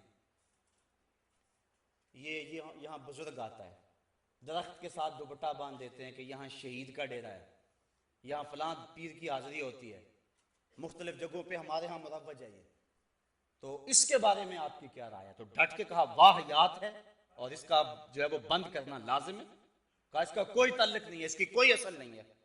تو جہاں بدعات تھی ہمارے علماء نے اس کا مواخذہ کیا، کہا کہ نہیں ہے، بالکل ایسا نہیں ہے، لیکن جو حضور کی محبت کو پیدا کرنے کے داعیے تھے وہاں انہوں نے ساری زندگی پر پہرا دیا اور دلائل دیے اور اٹھتے بیٹھتے چلتے پھرتے کہا نام لو مصطفیٰ کا، یہ نام شفا دیتا ہے، اس نام میں برکتیں رکھی ہوئی ہیں اور اللہ کی رحمتوں کا نزول ہے اس نام کے اندر اور کرم نوازی ہے اس نام کے اندر۔ تو صاحبو یہ مضمون اپنے دامن میں بڑی وسعت رکھتا ہے، تو وقت بہرحال مجھے اور آپ کو ملحوظ ہے، اللہ مجھے آپ کو اپنی رحمتوں اور کرم نوازیوں کا حصار دے اور عمل بالسنہ کی توفیق دے۔ یہ اس دور کا اہم اور ضروری اس امن اور سکون اور طمانینت کا ذریعہ ہے کہ حضور کی سنت کا نور مل جائے۔ آج لوگ کہتے ہیں جی ظاہر کا کیا ہے، باطن جو ہے وہ ٹھیک ہو جانا چاہیے، تم اتنا زور دیتے ہو داڑھی پہ، امامے پہ، لباس پہ، کھانے پینے کے انداز میں، زمانہ بدل گیا، دنیا کہاں چلی گئی اور تم ابھی وہ پرانی باتیں دقیانوسی چھوڑتے نہیں ہو۔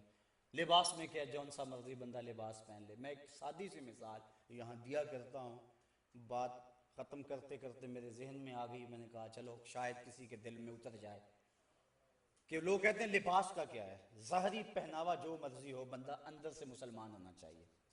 آج کل یہ بھی بات بڑی چلتی ہے۔ تو میں آپ کو سادے سے الفاظ میں کہنا چاہتا ہوں، اگر کوئی پاکستان کا میجر یا کوئی فوجی انڈین فوج کی وردی پہن لے، اس کو کورٹ مارشل کیا جائے گا کہ نہیں کیا جائے گا؟ وہ کہے وردی کا کیا، مجھے اچھی لگی میں نے پہن لی، اندر سے تو میں پاکستانی ہوں، تو اس کی حب الوطنی تسلیم کی جائے گی؟ سب کہیں گے جب تجھے ظاہر پسند نہیں ہے تو باطن کا اعتبار کیسے کریں؟ بس اس سے بہت کچھ سمجھا جا سکتا ہے، بہت کچھ سمجھا جا سکتا ہے۔ صحابہ کا تو انداز یہ تھا، حضور گزر رہے ہیں، ایک گنبد نما، یہ منع کیا گیا، گنبد نما مکان منع کیا گیا، حضور گزرے تو دیکھا ایک مکان بن رہا، کہا کس کا ہے؟ عرض کی کہ فلان ساری کا ہے۔ جواب حضور نے کچھ نہیں دیا، چہرے پہ تھوڑی سی ناگواری آئی اور گزر گئے۔ کسی نے اس کو بتایا آج گزرے تھے حضور، تیرے مکان کو دیکھا تھا، خوش نہیں ہوئے؟ اس نے کدال پکڑی، برابر کر دیا زمین۔ 2-4 دن گزرے، حضور پھر آئے، دیکھا تو وہ مکان نہیں تھا، کہا وہ پرسوں ترسوں میں گزرا تھا، یہاں مکان تھا۔ عرض کی حضور وہ تو برابر کر دیا گیا۔ کہا بلاؤ، بلایا گیا، کہا میاں تیرا مکان تھا، کیا ہوا؟ کہنے لگا سنا تھا آپ کو پسند نہیں، سنا تھا آپ کو، میں اور آپ دیکھیں کہ ہمارا کیا کیا حضور کو پسند ہے، صبح سے لے کر شام تک، شام سے لے کر صبح تک، عقیقے ولیمے سے لے کر اپنی زندگی کی آخری ہچکی تک، اپنے کاروبار سے لے کر اپنے گھر کے انداز تک، اپنی زندگی کے ایک ایک لمحے کو دیکھیں، ہمارا کون کون سا عمل حضور کو پسند نہیں ہے، اور پھر اس پہ بار بار سوچیں۔ یہ 2 باتیں میری آخری جو آپ کے سامنے رکھی ہیں، یہ بڑے محبتوں، بڑے جذبوں کے ساتھ میں نے آپ کے سامنے رکھی ہے، اور میں نے ان باتوں کے دوران اللہ سے توفیق مانگی، اللہ کرے اتار دے آپ کے دلوں میں، اور آج کے بعد ہماری زندگی میں کوئی تبدیلی آ جائے، اور ہم سوچیں۔ میرے استاذ المکرم ایک جملہ کہا کرتے تھے، آج بھی جب میں ان کا جملہ دہرانے لگتا ہوں تو مجھے وہ چارپائی پہ بیٹھے ہوئے نظر آتے ہیں۔ اجاڑ رت کو گلابی بنائے رکھتی ہے میری آنکھ تیری دید سے وضو کر کے۔ آج پھر وہ منظر جاگ پڑتا ہے، جب وہ حدیث پڑھایا کرتے تھے آنکھوں سے آنسو ٹپکتے تھے، جب قرآن پڑھتے تھے لگتا تھا نزول قرآن کا سما بند گیا۔ تو آپ فرمایا کرتے تھے بیٹا یہ نہ ہو کہ لوگ تمہیں جو ہے وہ پوچھیں تم کون ہوتے ہو اور تمہیں بتانا پڑے ہم مسلمان ہوتے ہیں، یہ دیکھو مذہب کے خانے میں اسلام لکھا ہوا ہے۔ آپ فرمایا کرتے تھے میاں نہ کسی کو پوچھنا پڑے نہ تمہیں بتانا پڑے، تمہاری شکل و صورت، وضاقتہ اور کردار ایسا ہونا چاہیے، تم دور سے آ رہے ہو لوگ پہچان کے کہیں وہ دیکھو آقا کا غلام آ رہا ہے، تمہیں بتانا نہ پڑے، لوگ خود کہیں آقا کا غلام آ رہا ہے۔ آقا کا نور آنکھوں پہ تو چہروں پہ اجالے ہوں گے، مصطفیٰ والوں کے انداز نرالے ہوں گے، دنیا میں بھی ان کے دم سے مقدر چمکا، محشر میں بھی ان کی رحمت کے حوالے ہوں گے۔ کتاب کا نام ہے بشرى الکئیب بلقاء الحبیب، امام سیوطی کی مصنفہ۔ ایک شخص اپنی داڑھی کو مہندی لگاتا تھا، حضور کی مبارک داڑھی میں 18 سے لے کر 21-22 تک سفید بال تھے۔ صحابہ نے تو حضور کی داڑھی کے بال بھی گنے ہوئے ہیں، کیسی نظر رہتی تھی جمال رسول پہ، اور انہیں ناز تھا اس پہ کہ ہم نے حضور کو دیکھا۔ حضرت ابو طفیل یہ صحابہ میں سب سے آخر میں انتقال فرماتے ہیں، 110 ہجری کو ان کا انتقال ہوا۔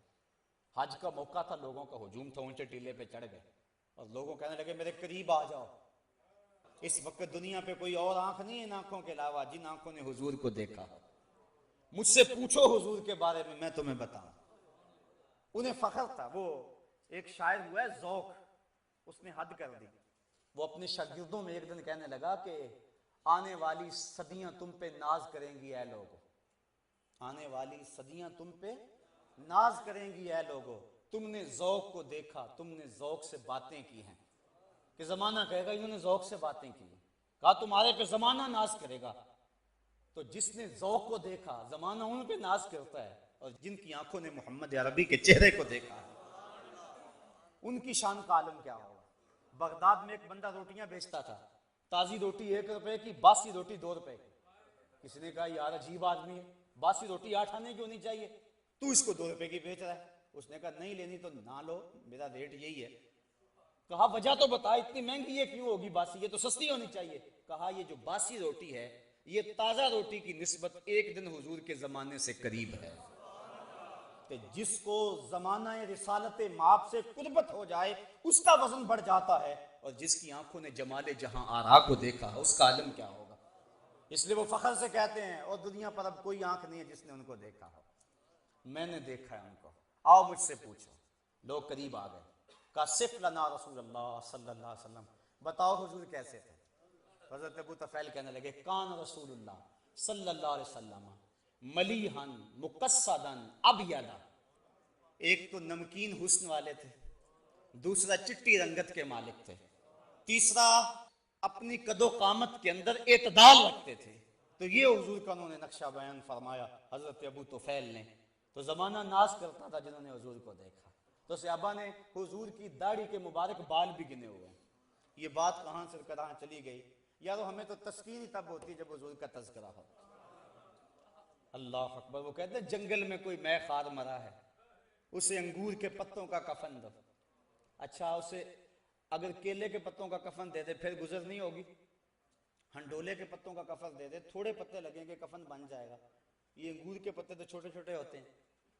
لیکن شاعر کہتا ہے اسے انگور کے پتوں کا کفن دو، کیوں؟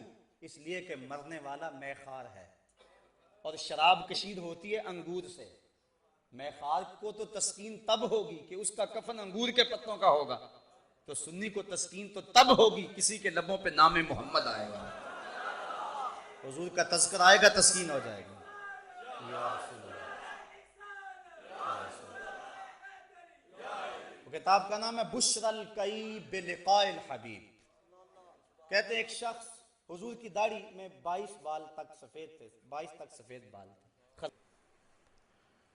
انسان تو انسان رہا، اللہ کے محبوب علیہ السلام نے ارشاد فرمایا اکرموا امتکم النخلہ، اپنی پھپھی کھجور کی عزت کیا کرو، چونکہ یہ حضرت آدم علیہ السلام کے خمیر سے بچی ہوئی مٹی سے بنائی گئی ہے، اس لیے رشتے میں تمہاری یہ پھپھی لگتی ہے۔ تو انسان کے ساتھ کھجور کا یہ تعلق اس بنیاد پر اس کی تعظیم کرنے کا اور اس کے احترام کو ملحوظ رکھنے کا حکم دیا گیا۔ بلکہ ایک حدیث میں حضور نے مومن کو مشابہت دی کھجور سے، ارشاد فرمایا کہ مومن کس درخت کے مشابہ ہے کہ جو پھل بھی ہمیشہ دے اور اس کے پتے بھی نہ جھڑیں۔ ایک صحابی کہتے ہیں کہ میرے ذہن میں کھجور کا درخت آیا، لیکن اس کے باوجود میں نے عرض کرنے کی جسارت نہ کی، اس احترام میں کہ بزرگ صحابہ تشریف فرما ہیں، لہٰذا میں کیوں بولوں۔ بعد میں حضور علیہ السلام نے فرمایا کہ اس سے مراد کھجور ہے، کہ مومن کی مثال کھجور کے درخت کی طرح ہے کہ جو خزاں میں بھی چھاؤں دیتا ہے اور ہر موسم میں پھل بھی دیتا ہے، تو مومن کا وجود نفع بخش ہے۔ کھجور کو تعظیم دی کہ آدم علیہ السلام کے وجود سے بچی ہوئی کچھ مٹی سے کھجور کو تخلیق کیا گیا، اور اس کی تعظیم و اکرام کا حکم اس لیے ارشاد ہوا۔ اب آدم علیہ السلام اور بنی آدم کی عزت، تکریم اور احترام کا عالم کیا ہوگا۔ اسلام نے انسان کی تعظیم اور اولاد آدم اور آدم کے احترام کا ہمیں درس دیا ہے۔ اسلام کے علاوہ جتنے بھی مذاہب ہیں ان کے ہاں یہ تصور نہیں ملتا احترام آدمیت کا جو اسلام کے ہاں ہے، بلکہ غیر الہامی مذاہب کے اندر تو انسان کی سخت تحقیر کی گئی ہے۔ میں نے اس دن ڈارون کے حوالے سے آپ کے سامنے بات رکھی تھی کہ اس نے بندروں کی مہذب صورت انسان کو کہا ہے۔ انسان نے انسانوں کو مختلف خانوں میں بانٹ کر انسان کی تذلیل کی ہے۔ ایران عہد ساسانیہ کی تاریخ پڑھے، جو رعایا تھی وہ تو اس قدر ذلت کے مقام پہ تھی کہ العیاذ باللہ۔ اسی طرح مختلف قوموں کے عروج و زوال کی داستان آپ پڑھیں تو آپ کو انسان کی تحقیر ہر دور میں ہوتی ہوئی دکھائی دے گی۔ آج بھی آپ کی ہمسائیگی کے اندر بھارت میں انسانوں کو 4 گروہوں اور ذاتوں میں تقسیم کیا گیا۔ اس میں جو اچھوت ہیں وہ اس قدر گرے ہوئے ہیں کہ انہیں کسی قسم کے کوئی حقوق حاصل نہیں ہیں، حتیٰ کہ وہ اپنے مذہب کی کتاب کی تلاوت بھی نہیں کر سکتے اور اپنے مذہب کی تعلیم کو سن بھی نہیں سکتے۔ اور ان کے مذہب میں یہ بات لکھی ہے کہ اگر شودر کتاب کو پڑھتا ہوا پایا جائے تو اس کی زبان کاٹ دو، اور اگر وہ اپنے مذہب کی تعلیم کو سنتا ہوا پایا جائے تو اس کے کانوں کے اندر سیسا پگھلا کے ڈال دو۔ اس کو یہ حق بھی ان کا مذہب نہیں دیتا کہ وہ اپنے مذہب کی باتیں ہی سن لے۔ اس طرح دنیا کے دیگر مذاہب کے اندر بھی ایسا ہوا۔ ہم تاریخ عالم کے اندر ایسے مذاہب کا تذکرہ بھی پڑھتے ہیں جنہوں نے زمین کو پوتر سمجھا اور انسان کو ناپاک سمجھا، اور مرنے کے بعد زمین کے اندر اس کو دفن نہ کیا کہ زمین ناپاک ہو جائے گی۔ پانی کو بھی پوتر سمجھا، مقدس سمجھا، اور پانی میں بھی نہ بہایا کہ اس سے پانی ناپاک ہو جائے گا، حتیٰ کہ آگ میں بھی نہ جلایا کہ آگ ناپاک ہو جائے گی۔ اب مرنے والا باپ ہے یا ماں، بہن ہے یا بیٹی، بیٹا ہے یا اس کا اور کوئی عزیز رشتہ دار، نہ اس کو پانی میں بہائیں نہ اس کو زمین میں دفن کریں، تو اب اس شخص کا ٹھکانہ کیا ہوگا؟ گھر میں تو رکھ نہیں سکتے، تو وہ یوں کرتے کہ اس کی لاش کو باہر جنگلوں میں درختوں کے ساتھ باندھ آتے، حتیٰ کہ مردہ خور جانور اس کے جسم کی بوٹیاں نوچ کے لے جاتے، اور اس طرح انسان کی تحقیر ہوتی۔ مصر کی تہذیب کا یہ حصہ تھا کہ انہوں نے انسانوں کو مختلف گروہوں میں بانٹا ہوا تھا۔ غلام کی تو کوئی زندگی نہیں تھی، جب فوت ہوتا تو اس کے لیے تدفین کے ضابطے الگ تھے۔ اس کو عام قبر میں دفن نہ کیا جاتا، بلکہ کسی عالی نصب پہاڑ کی گہری غار اس کے لیے منتخب کی جاتی، اس کے اندر اس کے لیے سونے کی مرصع کرسی رکھی جاتی، مختلف غذائیں بھی اس کے لیے اس غار میں رکھی جاتی، اور ظلم یہ ہوتا کہ چند زندہ مرد اور عورتیں اس کی خدمت کے لیے اس غار میں رکھے جاتے اور دیوار چن دی جاتی۔ ان لوگوں کا دم کس طرح گھٹ گھٹ کے مرتا ہوگا، اس کا ذرا تصور کیجئے۔ کچھ عرصہ قبل مصر میں کھدائی کے دوران سونے کی کرسیاں اور انسانی ڈھانچے مختلف پہاڑوں سے برآمد ہوئے، اور تاریخ کی اس بات پر مہر تصدیق لگ گئی۔ تو انسان کو انسان نے ہی ذلت کا شکار کیا ہے۔ اللہ نے تو انسان کے سر پہ کرامت کا تاج رکھ کے پوری کائنات میں سب سے معتبر ہستی حضرت انسان کو بنایا ہے۔ احترام آدمیت کی تعلیم ہمارے مذہب نے ہمیں دی، اور ہمیں اس بات کی تاکید کی کہ جو انسان ہے اس کو حرمت حاصل ہے۔ یہ بکری اور دیگر جانوروں کا گوشت کھایا جاتا ہے، انسان کا جو گوشت حرام کیا گیا ہے یہ حرمت کی وجہ سے کیا گیا ہے۔ اس کے تقدس کے پیش نظر اس کے گوشت کو اور اس کے خون کو، اعضائے بدنیہ کو حرام قرار دیا گیا ہے، تقدس اور حرمت کی وجہ سے، ورنہ بکری اس سے پاکیزہ نہیں ہے۔ شوافع اور احناف میں اس بارے میں اختلاف ہے کہ اگر کوئی عورت اس حال میں فوت ہو جائے کہ اس کے پیٹ میں زندہ بچہ موجود ہو تو کیا اس کا پیٹ پھاڑ کر اس بچے کو زندہ نکال لیں گے یا کہ نہیں نکالیں گے؟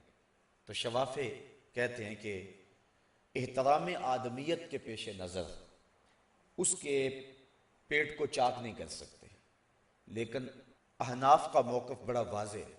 وہ کہتے ہیں کہ مرنے والا بھی عزت کے قابل ہے، لیکن جو زندہ انسان ہے اس کی تکریم اس سے زیادہ ہے، لہٰذا اس کا پیٹ چاک کر کے اس بچے کو زندہ بچانے کی کوشش کی جائے گی۔ امام طحاوی جن کی مارقۃ الآراء کتاب شرح معانی الآثار حدیث کی بڑی نامور کتاب ہے۔ تو امام طحاوی کا واقعہ ہی ایسا ہوا، آپ کی جب والدہ فوت ہوئیں تو آپ اس وقت شکم مادر میں تھے، تو اس وقت آپ کے ننیال اور ددھیال دونوں میں اختلاف ہو گیا، ایک حنفی تھے دوسرے شافی تھے۔ بعض نے کہا کہ ان کو یوں ہی دفن کر دیا جائے، لیکن دوسروں نے کہا کہ نہیں، اس بچے کی زندگی بچائی جائے۔ تو احناف کے طریقے کے مطابق امام طحاوی کی والدہ کا پیٹ چاک کیا گیا اور امام طحاوی برآمد ہوئے۔ پھر وہ پڑھے، ان کے ننیال احناف تھے لیکن ددیال جو تھے وہ شوافے تھے، تو شافی مذہب کے مطابق ہی انہوں نے تعلیم حاصل کی۔ لیکن پھر کچھ عرصہ گزرنے کے بعد جب انہوں نے تحقیقات کی اور کتب کو دقت نظر امعان نگاہ سے دیکھا، تو انہوں نے کہا کہ جو مسلک حنفی ہے وہ زیادہ بہتر اور درست ہے اور حقیقت اور فطرت کے زیادہ قریب ہے، تو انہوں نے اس مسلک کو چھوڑ کر احناف کے مسلک کو اختیار کر لیا ان دلائل سے متاثر ہو کر۔ لیکن یہ بڑے لطیفے کی بات ہے کہ کسی نے امام طحاوی سے پوچھا کہ تم نے مسلک شافی کیوں چھوڑا اور مسلک امام ابو حنیفہ کیوں اختیار کیا؟ تو امام طحاوی فرمانے لگے کہ مسلک شافی تو میرے دنیا پر آنے کے لیے ہی راضی نہیں تھا، تو ہمارے دین نے ہمیں یوں انسان کی تکریم اور عزت سکھائی ہے اور اس بات کی ہمیں تعلیم دی۔ اللہ کے محبوب علیہ السلام تشریف فرما تھے کہ حضرت سعد قبیلہ انصار کے سردار تشریف فرما ہوئے، تو آقا کریم علیہ السلام نے اس مجلس میں موجود صحابہ سے فرمایا، قوموا الی سیدکم، یہ تمہارا سردار ہے، اس کا اٹھ کر استقبال کرو۔ تو یہ احترام آدمیت کی وہ مثال ہے جو حضور نے خود قائم فرمائی۔ لیکن دوسری طرف کوئی شخص کسی سے یہ توقع نہ رکھے کہ وہ میرے لیے کھڑا ہو۔ وہ دوسری جگہ پہ فرمایا کہ جو شخص یہ چاہتا ہے کہ میرے لیے لوگ احتراماً اٹھ کے کھڑے ہوں، وہ اپنا ٹھکانہ جہنم میں تلاش کرے۔ حضور علیہ السلام ایک دن تشریف فرما تھے تو ایک جنازہ آیا، تو آقا کریم علیہ السلام نے صحابہ کو فرمایا، اذا رأیتم الجنازہ فقوموا، جب تم کسی جنازے کو دیکھو تو اس کے لیے اٹھ کے استقبال کے لیے کھڑے ہو جاؤ۔ اور آقا کریم علیہ السلام اٹھ کے اس جنازے کے استقبال کے لیے کھڑے ہو گئے۔ تو جو صحابہ تشریف فرما تھے ان میں سے کسی نے عرض کی، حضور یہ جنازہ تو ایک یہودی کا ہے، یعنی یہ کسی مسلمان کا جنازہ نہیں ہے بلکہ یہ کسی یہودی کا جنازہ ہے۔ تو حضور علیہ السلام نے فرمایا، الیست نفسا، کیا وہ جان نہیں ہے؟ تو انسان زندہ ہو تو تب بھی اس کی تعظیم، اور جب وہ فوت ہو جائے تو پھر بھی اس کا احترام ملحوظ رکھا جائے۔ انسان کے اعضائے بدنیاں، یہ ناخن تراشتا ہے، یہ بال اترواتا ہے، اس کو یوں ہی نہیں پھینک دینا چاہیے جس طرح کہ آج کل ہمارے یہ مروج ہے۔ یہ ادب کی جگہ ہیں اور انسان کے عضو بدن ان کو سنبھال لینا چاہیے اور ان کو دفن کرنا چاہیے یا پانی میں بہانا چاہیے۔ یہ تعظیم ہے انسان کی کہ اس کے بدن کا کوئی عضو وہ بھی نہ رلے، اس کا احترام، گو اس سے الگ ہو گیا، کٹ گیا ہے، اس کے اندر جان باقی نہیں رہی ہے۔ لیکن ہماری شریعت نے ہمیں اس بات کا درس دیا ہے کہ تم اس کی بھی تعظیم کرو، اس کی بھی عزت کرو۔ اور ہمارے فقہاء نے یہ مسئلہ اور جزیہ بیان فرمایا، سور الآدمی طاہر ولو کان کافر، آدمی کا جوتا پاک ہے چاہے وہ کافر کیوں نہ ہو، اس کے کفر کی نجاست اپنی جگہ، لیکن بحیثیت انسان اس کا یہ احترام ہے کہ اس کا جوتا پاک ہے، ناپاک نہیں ہے۔ اسلام سے قبل جس عورت کو حیض آتا اس کے برتن الگ کر دیتے، اور آقا کریم علیہ السلام نے فرمایا، لیست الحیض فی یدہا، اس کے ہاتھ میں حیض تو نہیں رکھا ہوا، اور اس کو بھی تعظیم دی، بلکہ جنبی کا پسینہ پاک ہے۔ امام بخاری نے باقاعدہ باب باندھا اس پہ، اگر کوئی شخص جنابت سے ہے اور اس کو پسینہ آ گیا، پسینے کے قطرے گرے تو وہ قطرے ناپاک نہیں ہوں گے۔ یہ حرمت ہے انسان کی، انسان کی عزت ہے کہ اس کا پسینہ بھی پاک، اس کا جوتا بھی پاک۔ اور میرے اور آپ کے آقا و مولا نے اس بات کی ہمیں تعلیم دی ہے کہ ایک دوسرے کے جوتا کھانے کے اندر شفا رکھی ہے۔ سور المومن فیہ شفاء، مومن کے جوتے میں بھی شفا ہے۔ آج ہم اپنی زندگی کے اندر اپنے برتن الگ الگ رکھتے ہیں اور باہم اکٹھے بیٹھ کر کھانے میں آر محسوس کرتے ہیں. اصل ہم احترام آدمیت سے واقف نہیں ہے. جب دو آدمی اکٹھے کھائیں، میرے اور آپ کے آقا و مولا نے فرمایا طعام الواحد کاف للاثنین، ایک کا کھانا دو کے لیے کافی ہوتا ہے اور دو کا کھانا تین کے لیے کافی ہوتا ہے. جب وہ اکٹھے بیٹھ کے کھائیں اللہ اس کھانے کے اندر برکت ڈال دیتا ہے جو مل کر کھایا جائے. حضرت ابو ہریرہ رضی اللہ تعالی عنہ فرماتے ایک دن مجھے سخت بھوک لگی اور حال یہ تھا کہ برداشت نہیں ہو رہی تھی. میں مسجد نبوی کے ایک ایسے زاویے پر جا کے بیٹھ گیا جہاں لوگوں کا گزر ہوتا تھا. میرا خیال یہ تھا کہ میں زبان سے سوال نہ کروں. جب انسان مجبور ہو جائے اور بھوک کے ہاتھوں مرنے لگے بقدر ضرورت سوال کر لینے کی اجازت ہے، لیکن اگر ایسی بات نہیں ہے تو پھر سوال کرنے کی شریعت نے ممانعت کی ہے. یہ انسان کی عزت کے خلاف ہے کہ وہ کسی کے آگے ہاتھ پھیلائے. بلکہ امام رازی لکھتے ہیں کہ جتنی بھی مخلوقات ہیں سب مخلوقات جب کھانا کھاتی ہیں، جب وہ کوئی چیز کھاتی ہیں تو وہ اپنے منہ کو اس کھانے کی طرف لے جاتی ہیں. جو جانور پنجوں سے بھی کھاتے ہیں وہ بھی پنجوں کو پکڑ کے اپنے منہ کے قریب نہیں لاتے بلکہ پنجوں میں پکڑ کے توڑتے اور منہ کو پھر اس سمت لے جاتے ہیں. اس کائنات میں صرف انسان ایسا ہے کہ جو لقمے کو اٹھا کے منہ کی طرف لاتا ہے، اس کو کھانے کی طرف نہیں جانا پڑتا، کھانے کو اس کی سمت آنا پڑتا ہے. یہ اللہ نے انسان کی صورت ہی ایسی بنائی ہے اور اس کی حیت ہی ایسی بنائی ہے کہ اس کی عزت میں فرق نہ آئے. تو پھر کیوں کر جائز ہوا کہ وہ اپنے لیے سوال کرے؟ ہاں لیکن فمن اضطر، جب اضطرار کی حالت ہو جائے، مر رہا ہو، تو پھر اس وقت جائز ہے. لیکن صوفیہ اس حالت کے اندر بھی دست سوال دراز کرنا کبھی بھی بہتر نہیں سمجھتے. تو حضرت ابو ہریرہ فرماتے میرے اوپر حالت کوئی ایسی تھی، میں آ کے بیٹھ گیا کہ میں سوال تو کروں گا نہیں، لیکن کوئی گزرتا ہوا میرے چہرے کو پڑے گا اور سمجھ جائے گا کہ یہ بھوکا ہے اور مجھے کچھ دے دے گا، میرا گزر اوقات ہو جائے گا. میں دروازے پہ بیٹھا تھا کہ حضرت عمر فاروق رضی اللہ تعالی عنہ گزرے. میں نے ان کو سلام کیا اور قرآن مجید کی کسی آیت کے بارے میں ان سے پوچھا. مطلب یہ تھا کہ یہ بتائیں گے، اس دوران ان کی نظر میرے چہرے پہ پڑے گی، یہ جان جائیں گے کہ ماجرا کیا ہے. انہوں نے اس کی جو تشریح تھی وہ بتائی اور چل دی ہے. میں نے دل میں سوچا کہ میرا کام تو نہیں بنا. تھوڑی دیر کے بعد حضرت ابو بکر صدیق رضی اللہ تعالی عنہ آ گئے. میں نے ان سے بھی کسی مسئلے کے بارے میں بات کی تو انہوں نے بھی اس کو بتایا اور چل دیے.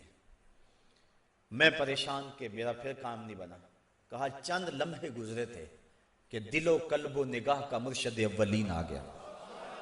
حضور جلوہ فراز ہوئے. میں نے حضور سے بھی سوال کیا. آقا کریم نے مجھے دیکھا اور مسکرا کے کہا ابو ہریرہ بھوک لگی ہوئی ہے؟ میں نے عرض کیا حضور مجھے بھوک لگی ہوئی ہے. چونکہ سوال ہی یہ تھا. کہتے ہیں حضور فرمایا ابو ہریرہ میرے ساتھ آ جا. حضرت ابو ہریرہ فرماتے ہیں کہ میں حضور کے ساتھ چلا گیا. حضور اندر چلے گئے. تھوڑی دیر کے بعد مجھے آواز دی کہ ابو ہریرہ آ جاؤ. میں جب گیا تو دودھ کا ایک پیالہ تھا. فرمایا کہ ابو ہریرہ صفہ کے چبوترے پہ جو لوگ بیٹھے ہیں ان کو بلا لاؤ. کہا 70 لوگ تھے جو صفہ کے چبوترے پہ تھے اور میری طرح سخت بھوکے تھے. میرے دل میں یہ بات آئی کہ دودھ کا ایک پیالہ ہے اور 70-72 آدمی. مجھے تو کچھ تسکین ہوئی تھی اور جان میں جان آئی تھی، لیکن حکم تھا میں جا کے ان کو بلا لایا. حضور نے میرے ہاتھ میں پیالہ دیا. فرمایا ابو ہریرہ دائیں جانب سے شروع ہو جاؤ. کہتے میں نے جب ایک شخص کو وہ پیالہ پیش کیا اور اس نے پیا اور خوب سیر ہو کے پیا اور میں نے دیکھا کہ پیالے کے کناروں تک اسی طرح دودھ بھرا ہوا ہے، میرے دل کو تسلی ہو گئی کہ اب کام بن گیا. پھر میں نے دوسرے آدمی کو دیا، پھر تیسرے کو دیا. 70 آدمی اس پیالے سے دودھ پی چکے، لیکن ابھی تک اس پیالے میں کبھی واقعہ نہیں آئی. لگتا تھا حوض کوثر کی نہر کا کنیکشن اس پیالے سے جڑ گیا ہے. کہتے ہیں جب وہ سارے پی چکے حضور نے فرمایا ابو ہریرہ تم پیو. کہتے ہیں میں نے وہ پیالہ اپنے لبوں سے لگایا اور جتنی مجھے خواہش تھی میں نے پیا. میں نے چھوڑ دیا. حضور فرمایا ابو ہریرہ اور پیو. تو فرماتے ہیں کہ میں نے تھوڑا سا اور پی لیا. پھر فرمایا اور پیو. کہا مجھے قسم ہے اس ذات کی جس نے آپ کو حق کے ساتھ مبعوث کیا ہے، میرے بدن کے اندر ایک قطرے کی بھی گنجائش نہیں ہے. حضور نے مجھ سے پیالہ لیا اور یہ کہتے ہوئے ساقی القوم آخرہم شربا، قوم کا جو ساقی ہوتا ہے، پلانے والا ہوتا ہے، وہ پینے میں آخر ہی ہوتا ہے۔ یہ کہہ کہ حضور نے وہ پیالہ نوش جاں کیا۔ 70-72 آدمی ایک پیالہ دودھ کا پی گئے۔ اعلیٰ حضرت فرماتے ہیں ہاں جناب ابو ہریرہ، کیسا تھا وہ جام شیر جس سے 70 صاحبوں کا دودھ سے منہ بھر گیا۔ میرے استاذ المکرم آپ فرمایا کرتے تھے کہ یہ پہلو تو بڑا واضح ہے کہ دودھ کا ایک پیالہ 70-72 آدمیوں کے لیے کافی ہو گیا۔ فرمایا کرتے تھے کبھی اس پہ بھی غور کر لیا کرو کہ 72 آدمیوں کا جھوٹا 2 جہاں کا سلطان پی رہا ہے۔ کبھی اس معاملے کی طرف بھی آپ کی توجہ جانی چاہیے۔ تو آج ہم مل کے نہیں کھاتے ہیں، ایک دوسرے سے ہمیں گھن آتی ہے، اور احترام آدمیت کے ان ضابطوں کو ہم بھول گئے ہیں جو ہمیں شریعت نے دیے ہیں۔ اس لیے جب انسان باہم مل کے بیٹھتے ہیں تو ان کے کھانے میں برکت ہوتی ہے، اور مومن کے جھوٹے کے اندر بھی اللہ تعالیٰ نے شفا رکھی ہوئی ہے۔ اللہ اکبر۔ تو یہ اسلام کا دیا ہوا احترام آدمیت ہے۔ جو شخص اسلام میں بوڑھا ہو جائے، اللہ نے اسے یہ احترام دیا ہے کہ اس کی عزت اور توقیر کا حکم دیا، اور فرمایا لیسا منا من لم یرحم صغیرنا ویوقر کبیرنا۔ وہ ہم میں سے نہیں ہے جو چھوٹوں سے شفقت نہیں کرتا اور بڑوں کی تعظیم نہیں کرتا۔ بلکہ صوفیہ تو کہتے ہیں کہ چھوٹے کے ساتھ محبت اس لیے کرو کہ اس کے گناہ میرے سے کم ہوں گے، اور بڑے کی تعظیم اس لیے کرو کہ اس کی نیکیاں مجھ سے زیادہ ہوں گی۔ اور صوفیہ نے ایک اور بڑی خوبصورت بات کی، اور میں سمجھوں گا کہ یہ تصوف کی جان ہے۔ وہ کہتے ہیں جب کوئی عیب دیکھنے کا شوق آ جائے تو پھر اپنے اندر ڈھونڈو، اور جب